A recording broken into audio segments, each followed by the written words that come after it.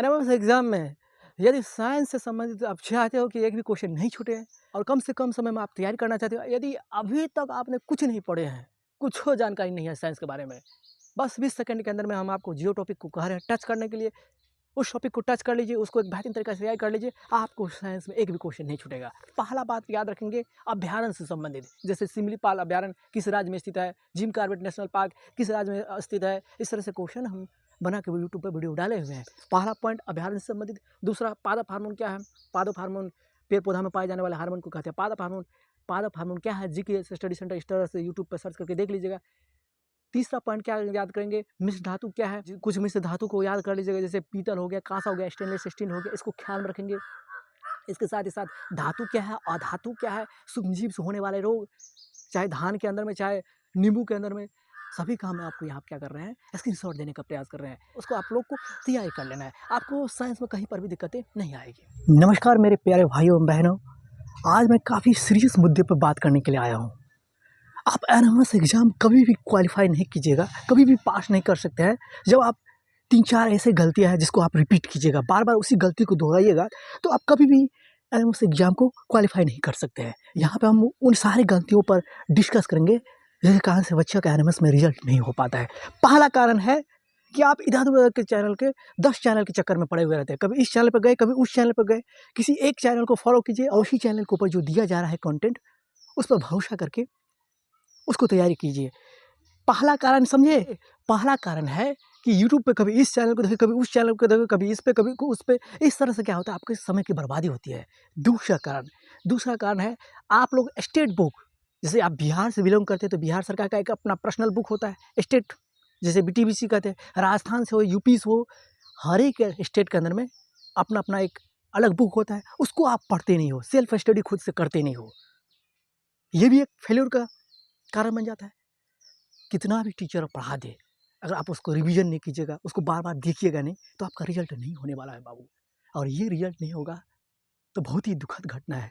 आगे आने वाले समय में कंपटीशन, पॉपुलेशन तो बढ़ रहा है, जितना पॉपुलेशन बढ़ेगा उतना लोग फॉर्म डालेगा और उतना कंपटीशन टफ होते जाएगा। बात को समझिए। यहाँ पे यूट्यूब पे क्या है, जितने भी टीचर हैं, हम किसी का बुराई नहीं करना चाहते हैं, सभी शिक्षक अपने आप में अच्छे हैं, लेकिन एक बात ध्यान में रखना चाहिए कि बच्चा को कम से कम किस तरह से कंटेंट दिया जाए, कम से कम में किस तरह से तैयारी करवा दिया जाए, ताकि एग्जाम में वो क्वेश्चन आ जाए सेम टू सेम। इस पर नहीं फोकस किया जाता है, इस पर ध्यान नहीं रहेगा कि बच्चा को किस तरह से कौन सी बुक में से या कौन से क्वेश्चन को पढ़ा दे जो एग्जाम में आ जाए, इस तरह का नहीं दिखाया जाता है। इसलिए किसी एक चैनल को फॉलो कीजिए। दूसरा, आप अपने स्टेट के अंदर में जो टेक्स्ट बुक है उसको पढ़िए, यानी तो एनसीईआरटी बुक को पढ़िए, सेल्फ स्टडी कीजिए, खुद से पढ़िए, यानी तो हम अपने चैनल के ऊपर बहुत सारे वीडियो बना दिए, उसको देखिए।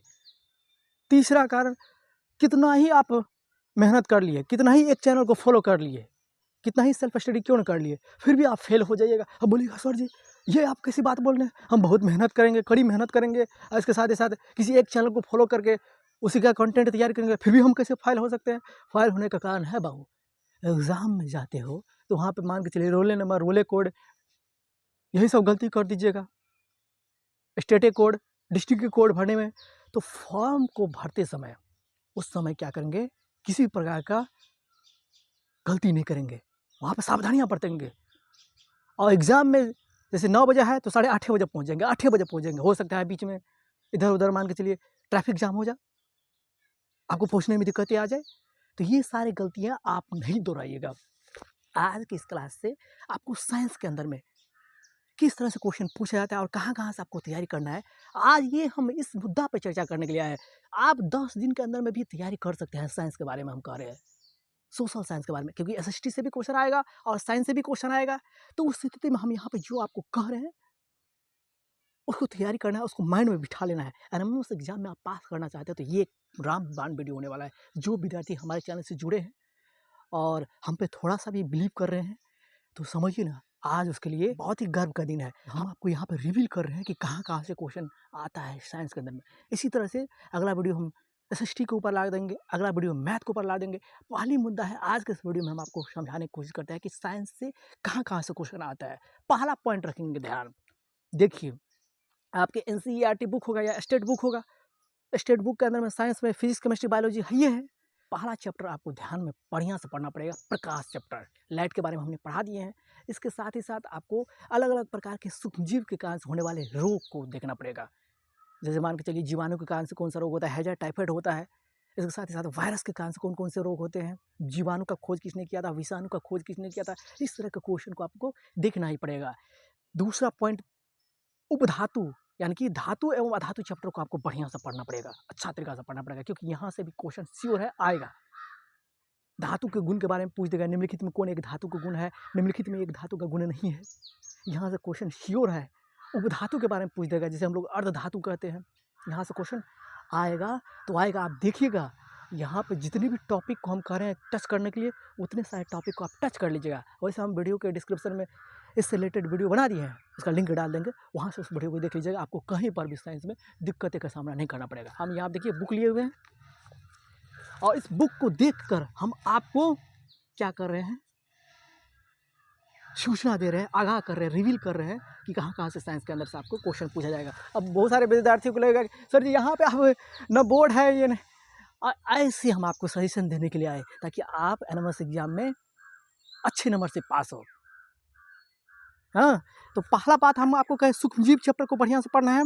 दूसरा बात आपको कहे धातु एवं अधातु चैप्टर को बढ़िया से पढ़ना है। तीसरा बात कहे आपको प्रकाश चैप्टर को अच्छा से पढ़ना है। हाँ, और जनन चैप्टर को भी बढ़िया से पढ़ना है। जनन चैप्टर के अंदर में जनन किसे कहते हैं, लैंगिक जनन और अलैंगिक जनन में क्या अंतर है, मुकुलन के बारे में पूछ देगा, पुनरुद्भवन के बारे में पूछ देगा, हड्रा के बारे में पूछ देगा कि हड्रा में जनन की विधि क्या है, ईस्ट में जनन की विधि क्या है। तो हड्रा और ईस्ट में जनन की विधि है मुकुलन।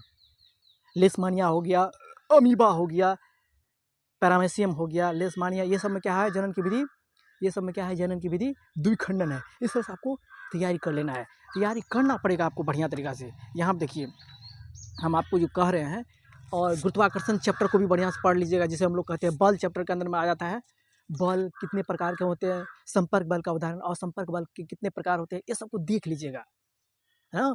और हम जैसे जैसे कह रहे हैं उस अनुसार से चलना प्रारंभ कर दीजिए। आपको साइंस में या किसी भी सब्जेक्ट में जिस अनुसार से हम कह रहे हैं ना, उस अनुसार से कीजिएगा, कहीं पर भी दिक्कतें नहीं आएगी। पादप हार्मोन क्या है, मिश्र धातु किसे कहते हैं, यूट्यूब पे हमने वीडियो डाल दिए हैं, वहाँ पे थंबनेल में लिखे हैं क्लास 10th के लिए, लेकिन आपको उस वीडियो को देखना ज़रूरी है। धमनी किसे कहते हैं, 5-10 को टॉपिक हम दे देते हैं, पहले उसको देखिए, उतना का तैयारी कर लीजिएगा। और हमारे व्हाट्सएप ग्रुप में, हमारे पर्सनल व्हाट्सएप नंबर पर क्या कीजिएगा, आप जितना वीडियो देखे होंगे उसका नोट्स बना के हमारे ऊपर भेजिएगा, हमारे व्हाट्सएप के ऊपर भेजिएगा, हम देख लेंगे।